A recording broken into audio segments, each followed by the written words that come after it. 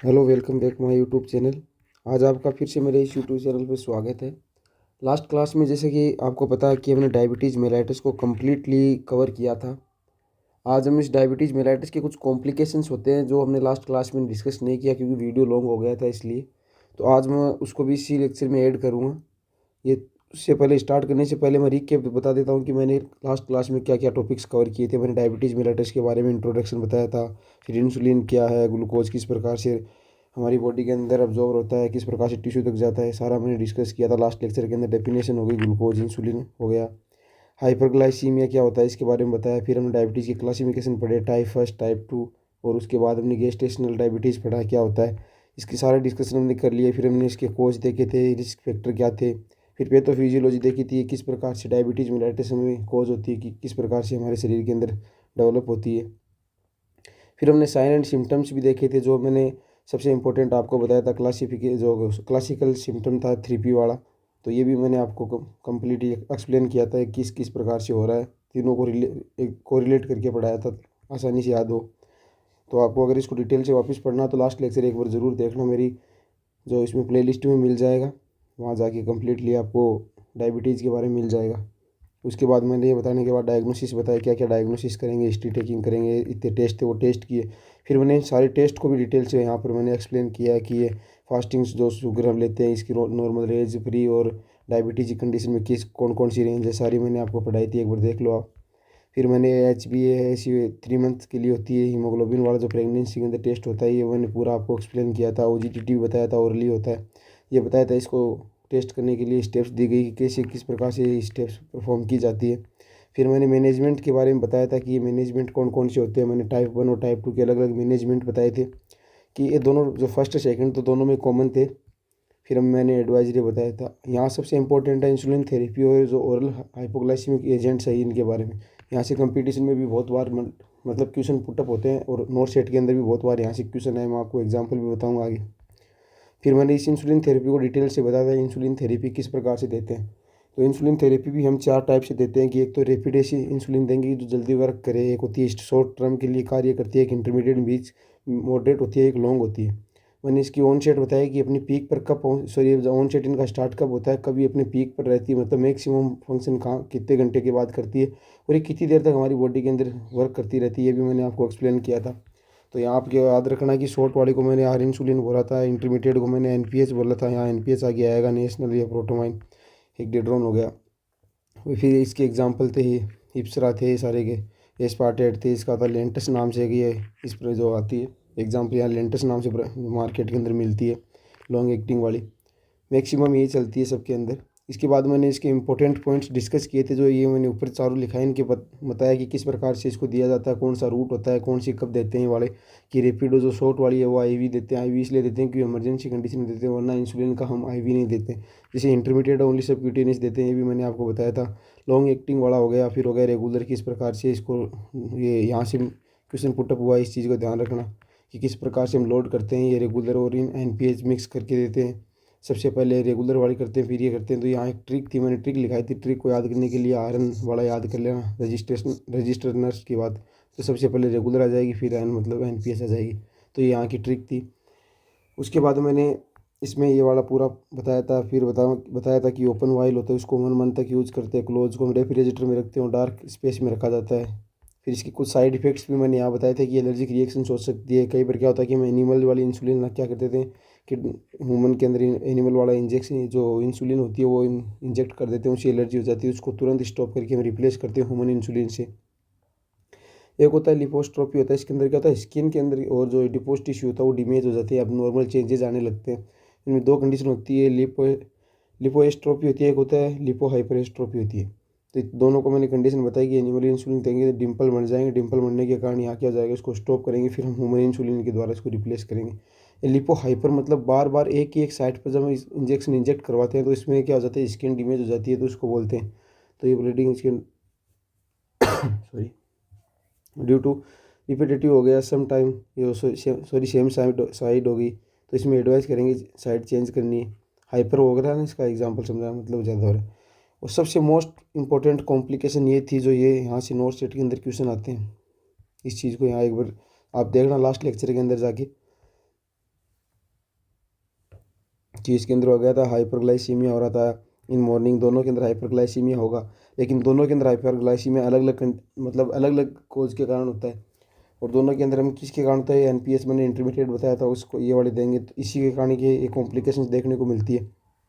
इस कंडीशन में हम एनपीएस कम दे देते हैं तो उसका किस प्रकार से इफेक्ट आता है, इसके अंदर एनपीएस हम ज़्यादा दे देते हैं। यहाँ दिया गया था 17 इंटरनेशनल यूनिट देनी थी लेकिन 50 दी, तो मैंने सारी कंडीशन एक्सप्लेन की थी। ये सबसे इंपॉर्टेंट है, इस चीज़ को ध्यान रखना आप। एक बार इस चीज़ को आप रिवाइज कर लेना लास्ट लेक्चर के अंदर जाके, आपको कम्प्लीटली समझ में आ जाएगा। फिर मैंने डाउन फिनोमिना को फिर यहाँ से डिटेल से फिर से बताया। इसी प्रकार मैंने सोमेगी फिनोमिना बताया, फिर एडवाइज ये बता दिया। फिर होता है इंसुलिनोमा हो गया, इसमें कहता है इंसुलिन इंक्रीज होता है, दी जाती है, मतलब इंक्रीज इंसुलिन हो जाती है कि उसका इंटेक या इंजेक्शन ज़्यादा दे देते हैं। तो इसमें 3 कंडीशन बनती है जिसको बोलते हैं विपल स्ट्राइड बोलते हैं। यहाँ से भी नोट सेट के अंदर क्वेश्चन आया हुआ कंपटीशन के अंदर कि विपल स्ट्राइड्स क्या है। तो इसके अंदर क्या होगा, 3 कंडीशन होगी। पहला तो हम इंसुलिन ज़्यादा देंगे तो क्या हो जाएगी, हाइपोग्लाइसीमिया हो जाएगी। हाइपोग्लाइसीमिया मतलब ग्लूकोज का लेवल कम हो रहा, तो ये यहाँ दिया गया चेंज स्टेट ब्रेन हो जाएगा, ब्रेन के फंक्शन अल्टर्ड हो जाएंगे। तो इसमें क्या हो जाएगा, अल्टर्ड लेवल ऑफ कॉन्शियसनेस हो जाएगी, मतलब जो कॉन्शियसनेस होगा कोई सब कॉन्शियस अनकॉन्शियस इस प्रकार से पेशेंट हो जाएंगे, कन्फ्यूजन होने लग जाएगी। फिर इसका लास्ट ट्रीटमेंट ये है कि आफ्टर ग्लूकोज इंटेक करते हैं, जिसे हम ग्लूकोज का इंटेक करेंगे, दोनों कंडीशन क्या हो जाएंगी, सही हो जाएंगी। तो ये ट्रायड दिया गया था, ये मैंने स्टार्ट देखा था। ये मैंने टाइप फर्स्ट में इंसुलिन थेरेपी यहाँ तक हुई। अब टाइप 2 के अंदर मैंने लिखाया था ओरल वाला, तो उसको मैंने यहाँ डिस्कस किया है कि टाइप 2 के अंदर होता है, ये कुछ ड्रग्स होती हैं, बोला है ओरल हाइपोग्लाइसेमिक एजेंट होते हैं, मतलब हाइपोग्लाइसेमिक के अंदर ग्लूकोज के लेवल को कम करने के लिए इन एजेंट्स को दिया जाता है। तो ये एजेंट होते हैं अल्फा 1 इनहिबिटर, इंसुलिन सेंसाइट हो गया, फिर होता है फिनाइल यूरिया हो गया, ये सारी दी जाती है। ये होता है एकाम्बोस, एक टेबलेट आती है मार्केट के अंदर एकाम्बोक्स होती है, वो क्या करती है, इंटेक विथ फर्स्ट मील के साथ दी जाती है। तो ये क्या करती है कि उसके ग्लूकोज के लेवल को कम करने में हेल्प करती है। दूसरी होती है इंसुलिन सेंसाइट हो गई, ये मेटफॉर्मिन हो गया, अरे होता है ये वाली सल्फोनाइल हो गया, ये बीटा स्टिमुलेट होती है। ये क्या करती है कि हमारी जो सेल्स में मैंने ऊपर पढ़ाया था बीटा रिसेप्टर्स पाए जाते हैं, बीटा रिसेप्टर जिस सेल्स के ऊपर बीटा रिसेप्टर पाए जाते हैं उसको तो बीटा रिसेप्टर कहते हैं, और जिस सेल्स पे होते हैं उस सेल्स को बीटा सेल्स कहते हैं। तो ये दोनों ड्रग ऐसी हैं कि दोनों को अगर एक साथ देंगे ना, तो ये तो रिसेप्टर को एक्टिव करेगी, ये इसको स्टिमुलेट सेल्स को स्टिमुलेट करेगी। तो दोनों को स्टिमुलेट करने पर क्या होगा, ग्लूकोज का इंटेक बढ़ जाएगा, मतलब ब्लड के अंदर ग्लूकोज का लेवल घट जाएगा, और ये इंटेक मतलब टिश्यू के अंदर आने लग जाएगा, तो ग्लूकोज का लेवल को मेंटेन करने में काम आती है। ये मैंने पढ़ाया था लास्ट लेक्चर में। तो टुडे जो आज का हमारा जो लेक्चर स्टार्ट हुआ, हम यहाँ से स्टार्ट करेंगे। ये हमारा मेन आज का यहाँ से स्टार्ट हो रहा है टुडे। ये मैंने लास्ट लेक्चर का आपको रिकेप दिया कि वन शॉट मैंने पढ़ाया था, वहाँ पूरा का पूरा कवर किया था। आज हम कॉम्प्लिकेशन होते हैं डायबिटीज़ मेलाइटिस के कारण, उन कॉम्प्लिकेशंस को देखेंगे, क्या क्या कॉम्प्लिकेशंस हमारी बॉडी में हो सकती है। तो सबसे पहले मैं बात करता हूँ कि 2 प्रकार की हो सकती है, एक्यूट और क्रोनिक। एक्यूट का मतलब होता है कुछ टाइम के लिए, और क्रोनिक होता है लंबे समय के लिए होती है। तो एक्यूट के अंदर हम पढ़ेंगे हाइपोग्लाइसीमिया और डीके, मतलब होता है डायबिटीज़ कीटोएसिडोसिस होती है। ये दोनों कंडीशन आज के लेक्चर में हम डिस्कस करेंगे। और ये जो क्रोनिक होती है माइक्रोवेस्कुलर और मैक्रोवेस्कुलर होती है। माइक्रो मतलब छोटे लेवल पे होती है, उसको बोलते हैं रेटिनोपैथी हो गया, न्यूरोपैथी हो गया, नेफ्रोपैथी। ये आँख की हो गई, ये न्यूरॉन्स की हो गई, ये नेफ्रॉन की हो गई, ये हमारी किडनी से संबंधित, आँख से संबंधित, हमारे नर्व से संबंधित। इस प्रकार की इनमें क्या होता है, डायबिटीज़ मेलाइटिस के कारण ये डिफेक्ट्स देखने को मिलते हैं। ये हम आगे वाला जो न्यूरॉन वाला पढ़ेंगे ना, नेफ्रोपैथी, तो ये वहाँ डिस्कस करेंगे। ये न्यूरॉन्स के अंदर देखेंगे मतलब, और ये रेटिनोपैथी आगे लेक्चर के अंदर, ये सारी की सारी कंडीशन आगे दोबारा से आएगी, तो इनको वहाँ हम डिस्कस करेंगे। जैसे एमआई हो गया, एथेरोस्क्लेरोसिस हो गया, ये हमारी जो कार्डियोवास्कुलर के अंदर आएगी, स्ट्रोक इसके अंदर ही आ जाएगा, ठीक है। तो ये चीज़ें हम वहाँ पढ़ेंगे क्योंकि वहाँ दोबारा से डिटेल से आएगी, तो इन चीज़ों को वहाँ हम डिस्कस करेंगे। लेकिन ये जो 2 एक्यूट होती है, ये डायबिटीज़ के अंदर हम देखते हैं, इसी के अंदर इंक्लूड किया गया है। ये तो आगे के टॉपिक का मैंने यहाँ लिखा है आपको, ताकि आपको आगे पढ़ाऊँगा तो रिकेप हो जाएगा। तो सबसे पहले हम बात करते हैं हाइपोग्लाइसीमिया। हाइपोग्लाइसीमिया के वर्ड से आप समझ रहे हो कि ग्लूकोज का लेवल ब्लड के अंदर कम हो रहा है, उसको बोलते हैं हाइपोग्लाइसीमिया बोल रहे हैं। तो इन दिस कंडीशन जो सीरम ग्लूकोज लेवल होता है लेस देन होता है 70 मिलीग्राम पर डेसीलीटर से कम हो रहा है। तो ये यहाँ पर एक रेंज दी गई है,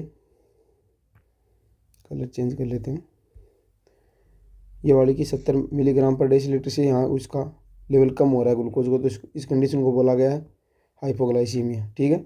इसके बाद इसकी ईटियोलॉजी मतलब कॉज होता है, किस कारण हाइपोग्लाइसीमिया हो सकता है। एक तो मान लो किसी कारण से हमने वहाँ के जो ये वाली जो इंसुलिन वाला फैक्टर है वो काम करेगा, कि इंसुलिन को मैंने ज़्यादा इंटेक करवा दिया, तो हाइपोग्लाइसीमिया हो सकती है। अगर मैंने डिनर नहीं किया या कुछ खाना फूड जो भी नहीं खाया तो उसके कारण भी हाइपोग्लाइसीमिया हो सकती है। तो एटियोलॉजी यहाँ लिखी गई था increase amount of the insulin, और दूसरा लिखा गया decrease amount of the glucose, या मतलब फूड या डाइट होगी। तो ये दो इसके मेन कोज होते हैं कि हाइपोग्लाइसीमिया के, तो ये आपको देखने हैं। फिर मैं बात करता हूँ कि हमने हाइपोग्लाइसीमिया देखा, तो हाइपोग्लाइसीमिया के टाइप्स भी होते हैं, माइल्ड, मॉडरेट और सीवियर। ये तीनों आपने सुने होंगे। तो माइल्ड का मतलब होता है कि इसके अंदर ग्लूकोज जो होता है ना, ग्लूकोज का लेवल 70 से जस्ट मतलब 60 से कम मिलीग्राम पर डेसीलीटर से कम होता है, मतलब जस्ट स्टार्ट ही होती है जब माइल्ड के अंदर ये कंडीशन देखी जाती है। ब्लड कोज लेवल है 60 से कम होती है। तो ये लेवल्स आपको याद रखने हैं यहाँ पर, तो इसी से आप इसको रिलेट करोगे। यहाँ तो 70 तो ये एवरेज बताया था कि ओवरऑल बताया था, 70 से कम जा रहे हैं मतलब स्टार्ट होना, ये हाइपोग्लाइसीमिया स्टार्ट हो जाएगा। अब माइल्ड के अंदर जो हमने बोला है कि इसके सिम्टम्स है, तो ये हो रहा है डायपोरोसिस हो गया। इसके अंदर क्या होगा, बॉडी के अंदर पसीना आना, इस प्रकार की कंडीशन होती है। तो ये फर्स्ट सिम्टम है हमारा, इस चीज़ को ध्यान रखना। अगर आपको पूछ ले कि हाइपो जो ग्लाइसीमिया का जो फर्स्ट जो सिम्टम या दिखाई देता है हमारी बॉडी के अंदर कौन सा है, तो ये दिखाई देगा, क्योंकि माइल्ड यहाँ से स्टार्ट होता है होना। फिर क्या था, टेकीकार्डिया होना। टेकीकार्डिया मतलब हार्ट बीट बढ़ेगी। अब हार्ट बीट क्यों बढ़ेगी, बता सकता है कोई? क्योंकि इसमें हाइपोग्लाइसीमिया हो रहा है, ग्लूकोज का लेवल कम होते जा रहा है, तो ये सारे इलेक्ट्रोलाइट्स ग्लूकोज रही है, इनमें क्या हो रहा है, कमी हो रही है। तो इसके कारण क्या होगा, हाइपोग्लाइसीमिया कंडीशन देख। हाइपरटेंशन, तो टेकीकार्डिया मतलब हार्ट बीट इसलिए बढ़ती है क्योंकि वॉल्यूम कम होने लग जाता है। वॉल्यूम कम होगा कब होगा, जब ग्लूकोज का लेवल कम हो रहा है, मतलब ब्लड का लेवल घट रहा है, इसीलिए तो टेकीकार्डिया होगी।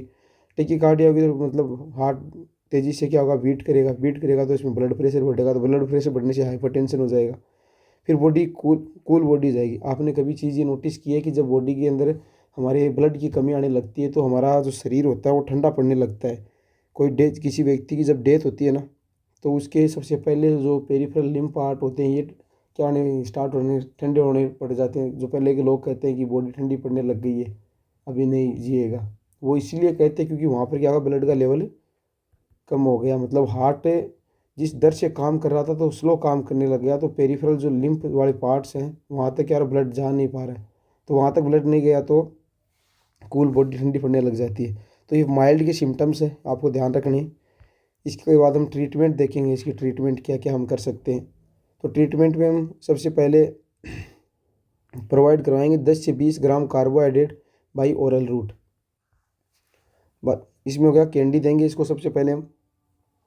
जो ये माइल्ड के अंदर होता है ये कोई सीवियर कंडीशन नहीं है। इसका भी एक क्वेश्चन आगे पूछा गया है कि माइल्ड कंडीशन हो रही तो हम इसको क्या प्रीफर करेंगे। वहाँ दिया होगा कि हम इसको डेक्स्ट्रो शुगर आईवी देंगे, या कुछ ओरल जूस पिलाएंगे, या कुछ हाई कार्बोहाइड्रेट डाइट देंगे, या मॉडरेट या लो कार्बोहाइड्रेट डाइट देंगे। तो ये इसका इसमें प्रोवाइड किया 10 से 20 ग्राम ही देना है कार्बोहाइड्रेट बाई ओरली। तो हम इसमें कैंडी दे सकते हैं, चॉकलेट दे सकते हैं। तो ऐसे मतलब ये नॉर्मल माइल्ड माइल्ड जो हाइपोग्लाइसीमिया होता है उसके अंदर हम खुद ही ट्रीटमेंट कर सकते हैं। अगर हमने कैंडी खा लिया, कोई चॉकलेट खा ली, तो वापस मेंटेन हो जाएगा। उसके बाद मैं बात करता हूँ मॉडरेट की। मॉडरेट में वही है कि ब्लड ग्लूकोज लेवल होता है वो वहाँ 60 से कम हो रहा था, यहाँ 40 से कम होने लग जाएगा, उसको बोल देंगे मॉडरेट। मॉडरेट के अंदर इंक्लूड करेंगे।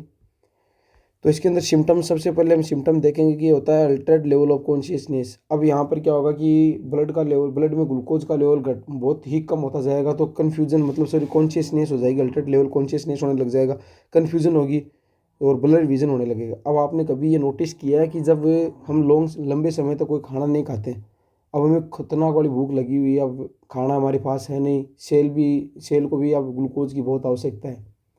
तो उस कंडीशन में क्या होता है कि हमारे को क्या होना, थोड़ा थोड़ा चक्कर आने स्टार्ट हो जाते हैं। मैं खड़ा, जैसे हम खड़े होते हैं, खड़े होकर देखते हैं कि चारों ओर देखते हैं तो हमें ब्लरी विजन दिखाई देता है, इसलिए लगेगा चक्कर आएगा। ये सारी कन्फ्यूजन होगी। ये कौन चीज़ वो अल्टर्ड हमारे लेवल को, कौन चीज़ लेवल को अल्टर्ड करेगा, अनकॉन्शियस की तरफ ले जाने की कोशिश करेगा। वो इसलिए होता है कि ब्रेन हो गया, हमारे जो वाइटल्स ऑर्गन होते हैं ना, उनके पास सेल के पास ग्लूकोज नहीं पहुंच पाती है। ग्लूकोज इसलिए नहीं पहुंच पाती क्योंकि 40 मिलीग्राम पर डेसीलीटर से तो कम हो गया है ना। अब वो ये इतना लेवल कम होने लगेगा तो बॉडी के अंदर फंक्शन अल्टर्ड होने लगेंगे। मेनली तो ये 3 फंक्शन इसलिए अल्टर्ड होते हैं क्योंकि वाइटल्स होता है कॉन्शियस। अगर कॉन्शियसनेस ही अल्टर्ड हो रही है, इसका मतलब हमारे बॉडी के सारे फंक्शन अल्टर्ड होने वाली है, तो फिक्स है। कन्फ्यूजन इसलिए होगी क्योंकि बॉडी क्या कर रही है, हाइपोथैलेमस को कमांड दे रही है कि ग्लूकोज का लेवल बढ़ाया जाए, लेकिन बॉडी के ब्लड के अंदर ग्लूकोज का लेवल बढ़ नहीं पा रहा है क्योंकि हाइपोग्लाइसीमिया कंडीशन क्रिएट हो रखी है। तो उस कंडीशन में क्या होता है कि जो सेल्स होती है ना, उनको प्रॉपर अमाउंट के अंदर क्या नहीं मिल पाती है, ग्लूकोज नहीं मिल पाती है। तो ये क्या होती है, इस टाइम पर कन्फ्यूजन होती है, ब्लरी विजन मैंने बता ही दिया। तो इसका ट्रीटमेंट भी हम करेंगे। वहाँ 10 से 20 ग्राम दे रहे थे ऊपर, तो यहाँ 20 से 30 ग्राम थोड़ा कार्बोहाइड्रेट या ग्लूकोज का लेवल बढ़ाएंगे। इसमें लिक्विड फॉर्म में देंगे ओरली। यहाँ भी ध्यान रखना, दोनों मैंने चीज़ ओरल लिखा है, यहाँ भी ये कन्फ्यूजन कर सकते हैं। ओरली इसके अंदर तो कैंडी हम खा सकते हैं, कुछ खाने पीने वाली जो ऐसी चीज़ें ले सकते हैं, लेकिन यहाँ लिक्विड फॉर्म में लेंगे। इस चीज़ का ध्यान रखना आपको। लिक्विड फॉर्म जैसे ORS, जो ऑरेंज जूस दे देंगे, या कुछ इलेक्ट्रोलाइट्स या ग्लूकोज जो लेवल बढ़ाने वाली चीज़ें होंगी वो दे देंगे। तो ये सारी चीज़ें इसके अंदर इंक्लूड करेंगे। तीसरी होती है इसके अंदर सीवियर हाइपोग्लाइसीमिया। सीवियर हाइपोग्लाइसीमिया के अंदर बात करूँ तो सीवियर के अंदर क्या होता है कि ग्लूकोज लेवल होता है वो 20 से भी कम हो जाता है। तो 20 से कम होने का मतलब होता है कि अब ग्लूकोज हमारी बॉडी में बहुत ही कम अमाउंट के अंदर प्रेजेंट है। अब अगर इससे और कम हो गया तो हमारी डेथ मतलब फिक्स हो जाएगी, क्योंकि बॉडी के अंदर सीवियर लेवल पे ग्लूकोज की कमी आ चुकी है कि अब क्या बॉडी फैट का भी डाइजेशन नहीं कर पा रही है, क्योंकि उसके लिए भी एनर्जी की ज़रूरत पड़ती है, वो भी हमारी बॉडी के अंदर अब नहीं बची है। इस कंडीशन के अंदर ऐसी कंडीशन क्रिएट हो जाती है कि सीवियर जो हाइपोग्लाइसीमिया होती है उसके अंदर फैट का डाइजेशन भी क्या होता है, स्लो हो जाता है। क्यों हो जाता है? क्योंकि बॉडी को पहले से एनर्जी की ज़रूरत है, और फैट के डाइजेशन में तो एनर्जी खुद से मतलब हमारे पास से लगेगी ना, तो वहाँ भी ज़्यादा इसमें दिक्कत होती है। तो इस कंडीशन में क्या होता है, मैं जो हमारे मेंटली जो साइन और सिम्टम्स प्रेजेंट होने लग जाते हैं, जैसे कि बात करता हूँ मैं, सीजर्स आना हो गया, अनकॉन्शियस हो जाएगा, कोमा में चला जाएगा, डेथ हो जाएगी। तो ये सीवियर लेवल पे होते हैं। यहाँ से तो स्टार्ट हुआ था ना, ये देखो कॉन्शियस लेवल अल्टर्ड होने स्टार्ट हुआ था, कन्फ्यूजन स्टार्ट हुई थी, यहाँ हो जाएगी। यहाँ कॉन्शियसनेस मतलब अनकॉन्शियस हो जाएगा पेशेंट, वहाँ स्टार्ट हुआ था। अनकॉन्शियस होने पर कोमा में चला जाएगा, कोमा में जाएगा तो डेथ हो जाएगी। आई थिंक ये चीज़ आप रिलेट कर पा रहे हो तीनों को। तो हाइपोग्लाइसीमिया के अंदर क्या क्या कंडीशन है। तो इसका ट्रीटमेंट होता है गिव IV थेरेपी। अब ये जो हमने IV थेरेपी पहले स्टार्ट नहीं करनी है, सीवियर कंडीशन के अंदर हमें IV थेरेपी देनी है, इस चीज़ को भी आपको ध्यान रखना है। तो आपने हॉस्पिटल में देखा होगा D25 डेक्सट्रोज आती है, D50 आती है, इसको 100 ml में देंगे, इसको 50 ml में देंगे। एक होता है ग्लूकोगोन का इंजेक्शन देंगे, अगर ज़्यादा ही बहुत सीवियर लेवल पे कमी आ गई तो हम ग्लूकोगोन का इंजेक्शन देके भी ग्लूकोज के लेवल को बढ़वा सकते हैं। तो आई थिंक ये हमारे ट्रीटमेंट थे, तीनों की साइन सिम्टम मैंने डिटेल से आपको बता दिया। अब दूसरी मैंने बताया था DKA, मतलब होता है डायबिटीज़ कीटोएसिडोसिस। अब डायबिटीज़ कीटोएसिडोसिस से आप मतलब आपको तो ये सोचना चाहिए कि हाइपोग्लाइसीमिया कंडीशन क्रिएट हो रही है, यहाँ एसिडोसिस से क्या रिलेशन है। अब एसिडोसिस टाइप फर्स्ट का ही टाइप है एक प्रकार से। इसमें क्या होता है कि it is the complication mainly due to lack of insulin. इसमें क्या होता है, इंसुलिन की कमी हो जाती है। इंसुलिन की कमी हो रही तभी तो क्या हो रहा है, ये जो ग्लूकोज इसके अंदर नहीं जा पा रहा, मतलब सेल्स के अंदर नहीं जा रहा है, ठीक है, ब्लड के अंदर तो पड़ा है लेकिन यहाँ नहीं पहुँच रहा है, तो इसलिए तो हाइपोग्लाइसीमिया नाम दिया गया है। अब ये अगर इंसुलिन की कमी हो रखी है बॉडी के अंदर due to lack of insulin in body, mostly seen देखा गया, टाइप फर्स्ट डायबिटीज़ मेलाइटिस होता है। अब मैं आपको एक यहाँ एग्जाम्पल है वो आपको समझाता हूँ थोड़ा सा। मैंने इसको यहाँ समझ में आ जाएगा शायद आपको ना। हाँ, यहाँ देखना आप, इसमें क्या बोल रहा है कि ये फैट का मेटाबॉलिज्म होता है ना। अब इसमें मेनली जो कीटोसिडोसिस वर्ड क्यों दिया गया, मैंने यही बताने की कोशिश ऊपर भी की थी, लेकिन यहाँ एक्सप्लेन अच्छे से करता हूँ। कीटोसिडोसिस आपने सुना होगा, जब फैट का डाइजेशन होता है ना, जब फैट का डाइजेशन होता है तो कीटोन बॉडीज बनती है। कीटोन बॉडीज बनती है तो इससे आप समझ गए कि कीटोसिडोसिस क्रिएट होगा। अब हमारी बॉडी के अंदर ग्लूकोज का लेवल तो क्या है कि ब्लड के अंदर तो ग्लूकोज है, लेकिन ये ग्लूकोज हमारी सेल्स में नहीं आ पा रहा है, लैक ऑफ इंसुलिन, इसलिए नहीं आ रहा है। अब यहाँ नहीं आ रहा तो यहाँ पर क्या होगी, हाइपोग्लाइसीमिया कंडीशन क्रिएट हो जाएगी। अब हाइपोग्लाइसीमिया कंडीशन क्रिएट हो चुकी है, तो इस कंडीशन के अंदर क्या होगा कि अब हमारी बॉडी को एनर्जी की रिक्वायरमेंट है। अब ये एनर्जी की जो फुलफिल करेगी वो फैट से और प्रोटीन से करेगी। जब फैट से एनर्जी का हम एनर्जी मिलेगी तो फैट से एनर्जी मिलने पर कीटोन बॉडीज़ का प्रोडक्शन होता है। अब कीटोन बॉडीज़ का प्रोडक्शन होगा तो ये डायबिटीज़ कीटोएसिडोसिस कहलाता है इसी कारण। तो ये समझ गए होंगे कि अब देखना कि फैट मेटाबॉलिज्म हो रहा है तो कीटोन बॉडीज प्रोड्यूस होगी, तो एसिडोसिस तो एसिडिक नेचर की होती है सबसे पहली बात, तो इसलिए इसको एसिडोसिस में जो इंक्लूड किया गया है। तो आई थिंक यहाँ तक आप समझ गए होंगे, या मैं इसको यहीं रहने दूँ या थोड़ा सा इधर कर देता हूँ, ठीक है। हाँ, समझ में आएगा आपको। इसको थोड़ा अलग पेन से भी हम मार्क कर देते हैं, ठीक है। अब हम बात करते हैं आगे, इसकी ईटियोलॉजी मतलब कोज क्या है। इसका कारण एक ही है, इंसुलिन की कमी के कारण ही हाइपोग्लाइसीमिया होता है, ठीक है। अब सिम्टम्स की बात करेंगे तो 3P साइंस बहुत ही इंपॉर्टेंट है। अब 3P साइन इसलिए इम्पोर्टेंट है, सॉरी, 3P साइन इसलिए इम्पोर्टेंट है क्योंकि डायबिटीज़ कीटोएसिडोसिस होता है टाइप फर्स्ट के मतलब सिमिलर है, उसके कारण देखने को मिल रहा है बॉडी के अंदर इंसुलिन की कमी हो रही है और ग्लूकोज का लेवल ब्लड में बढ़ रहा है, सेल्स के अंदर डिक्रीज हो रहा है। तो इस कंडीशन के अंदर क्या होगा, आप सेल को क्या होगा, पोली यूरिया, पोलीडिप्सिया और पोलीफेजिया। तो इस कंडीशन में क्या होगा, पोली यूरिया इसलिए होगा क्योंकि ब्लड के अंदर ग्लूकोज का लेवल बढ़ रहा है, तो फिल्ट्रेशन के द्वारा ब्लड के द्वारा जो ग्लूकोज पास आउट हो जाएगा यूरिन के द्वारा, सॉरी, तो यूरिन से ब्लड पास आउट हो रहा है, इसके अंदर मैक्सिमम अमाउंट में हो रहा है, तो इसको पोली यूरिया कहते हैं। दूसरी पोली यूरिया का मतलब ज़्यादा टॉयलेट लगेंगे तो उस टाइम पर हमें क्या होगी, डिप्सिया मतलब प्यास ज़्यादा लगेगी। प्यास इसलिए लगेगी क्योंकि डिहाइड्रेशन हो रहा है, पोली यूरिया के कारण डिहाइड्रेशन हो रहा है, तो इसलिए बोलेंगे इसमें थ्रस्ट लगती है, ज़्यादा प्यास लगती है। और तीसरा होता है पॉलीफेजिया, मतलब भूख लगना। अब यहाँ भूख से क्या रिलेशन है कि अब ये दो कंडीशन तो समझ रहे हैं कि ठीक है, ये पोली यूरिया हो रहा था, डिहाइड्रेशन की कंडीशन क्रिएट हो जाएगी जिसके कारण हमें प्यास भी लग सकती है। लेकिन भूख क्यों लगती है, हमें भूख इसलिए लगती है क्योंकि जो ब्लड के अंदर जो ग्लूकोज पड़ा है वो हमारी सेल्स के लिए अब काम नहीं आ रहा है। काम इसलिए नहीं आ रहा है, इंसुलिन की कमी है। तो अब बॉडी के सेल्स को तो या टिश्यूज़ को, ऑर्गन्स को तो एनर्जी चाहिए, एटीपी चाहिए, तो वो फैट का डाइजेशन करेगी। तो फैट का डाइजेशन से क्या करेगी, अपना एनर्जी फुलफिल करेगी।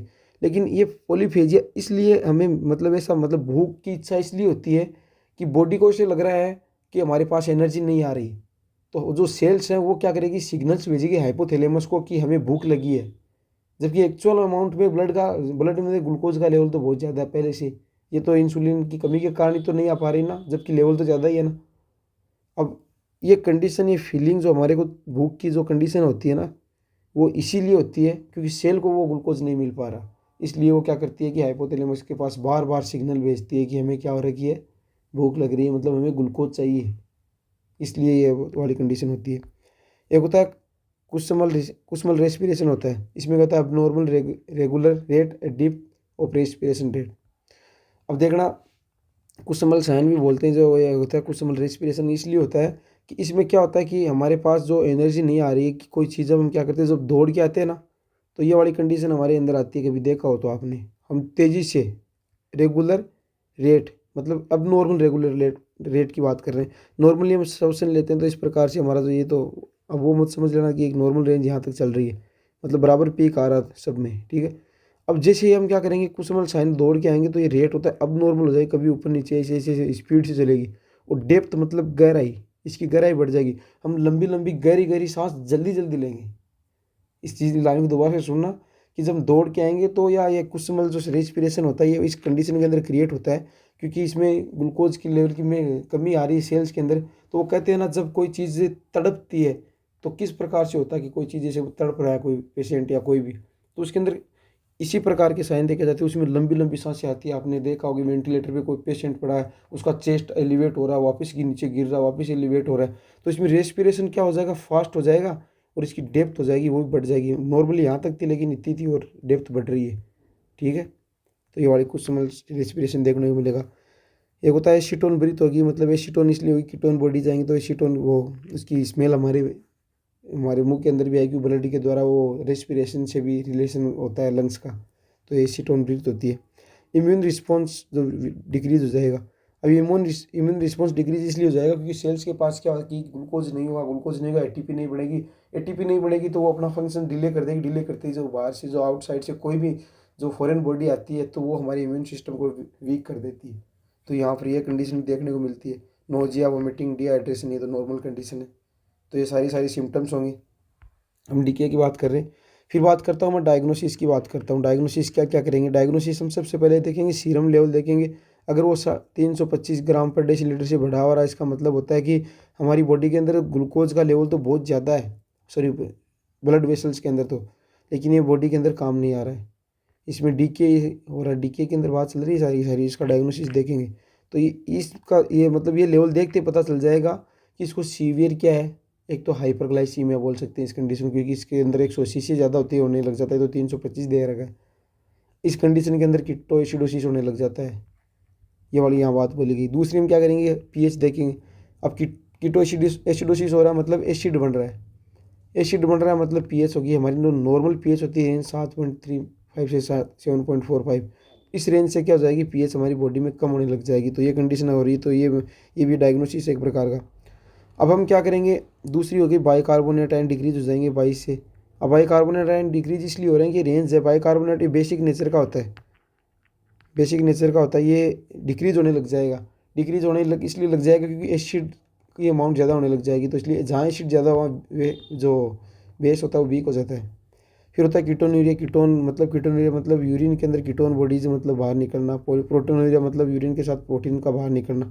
ये डायग्नोसिस देखेंगे, अगर ये वाले मिल रहे हैं तो ये कन्फर्मेटिव हो जाएगा कि ठीक है, ग्लूकोज का लेवल भी बढ़ा हुआ आ रहा है, पीएच भी कम आ रही है, बाइकार्बोनेट भी यहाँ डिक्रीज आ रहे हैं, और यूरिन टेस्ट करेंगे तो यूरिन के अंदर भी दोनों कंडीशन देखने को मिल रही है। तो इसका मतलब होता है कि ये डीके की कंडीशन है। आई थिंक यहाँ तक आप समझ गए होंगे। इसके बाद हम बात करेंगे इसका मैनेजमेंट किस प्रकार से करेंगे। तो मैनेजमेंट वही है, हम सबसे पहले एयरवे चेक कर लेंगे कि ठीक है, एयरवे तो क्लियर है। उसके बाद करेंगे फर्स्ट प्राइमरी। तो यहाँ ये हाईलाइट कर लेना, first primary ivy therapy. Ivy therapy देनी है हमें। मैंने ऊपर पढ़ के आए थे हम, जो उसके अंदर सबसे पहले हम क्या कर रहे थे, जो माइल्ड मॉडरेट था उसके अंदर हम कर रहे थे, हम सीधे सबसे पहले आईवी स्टार्ट नहीं कर रहे थे, वहाँ आपको बताया था ना मैंने भी। सीवियर के अंदर आईवी देंगे, लेकिन डीके के अंदर सबसे पहले प्राइमरी मैनेजमेंट आईवी थेरेपी है। अब यहाँ आईवी थेरेपी क्यों दे रहे हैं, सीधी की सीधी, मतलब यहाँ मतलब ये नहीं है कि हमने पहले कैंडी खिलाई या कुछ और किया, सीधी आईवी थेरेपी जा रही है। वो इसलिए जा रही है क्योंकि सीवियर कंडीशन है। क्योंकि यहाँ देखो, ये लेवल देखो इसका, नॉर्मली 200 से ऊपर जाते ही जो ये कंडीशन क्रिएट होने लग जाती है, तो बहुत ज़्यादा गई ना, तो पहले से सीवियर हो जाती है। इसके सिम्टम्स में ही देखने को मिलता है, मतलब डायग्नोसिस में ये लेवल आ रहा है, तो हम उसको माइल्ड मॉडरेट चीज़ें खिला के उसको हम रिकवर नहीं कर सकते, इसलिए सीधी आईवी थेरेपी दी जाती है। हमारा प्राइमरी है या प्रायोरिटी इसी को देंगे। फिर होता है आईवी रेगुलर चलेगा इंसुलिन। तो ये भी आपको समझ में आ गया, ये मैनेजमेंट हो गए हमारे। तो यहाँ पर हमारा क्या होता है, डायबिटीज़ मेलाइटिस कंप्लीटली पूरा होता है। आई थिंक यहाँ तक आप समझ गए आप। तो मैंने जो कल की क्लास में एक्सप्लेन किया था, तो मैंने इसको इसलिए मैंने रिकेप दिया था कि आपको एक साथ पूरा रिकेप हो जाए। मैंने ब्रीफ में इंट्रो दिया था 5-10 मिनट का, फिर मैंने कॉम्प्लिकेशन 2 डिस्कस किए थे, हाइपोग्लाइसीमिया और हाइपरग्लाइसीमिया। तो आई थिंक ये चीज़ आपको यहाँ तक समझ में आई होगी। तो ये चीज़ आप नोटिस करना है, और सॉरी पढ़ना, रिवीजन करना। अब आगे हमारी एड्रिनल ग्लैंड है, मैं इस क्लास के अंदर इसको इंक्लूड नहीं करूँगा, इसको हम सेपरेट पढ़ेंगे। तो आई थिंक आज की क्लास हम यहीं समाप्त करते हैं। ये वाली क्लास हम आगे पढ़ेंगे, मैं इसके अंदर अभी और नोट्स ऐड करूँगा, जैसे कि हमारी जो डिजीज़ है, एडिशन वाली डिजीज़ है, एडिशन डिजीज़, और इसकी कुछ और भी मतलब देखने को मिलेंगे डिजीज़ आगे, कंडीशन और भी है, वो भी इसके अंदर पढ़ेंगे। तो आज के लिए यहीं तक हम पढ़ेंगे। तो अगर कोई चीज़ समझ में नहीं आई हो तो कमेंट करना आप, कमेंट के अंदर मैं आपको इसका रिप्लाई कर दूँगा, वरना आप मुझे पर्सनली मतलब मैसेज कर सकते हो, उस पर भी मैं आपको रिप्लाई कर दूंगा। और मेरे जो इंस्टाग्राम या जो भी आईडी है मैं वहाँ मेंशन कर दूंगा नीचे डिस्क्रिप्शन में, तो वहाँ आप कमेंट करके मुझे पूछ सकते हो। तो बहुत बहुत धन्यवाद आपको। यहाँ तक अगर कोई भी दिक्कत हुई है तो आप बेझिझक पूछ सकते हो मेरे से। थैंक यू, धन्यवाद।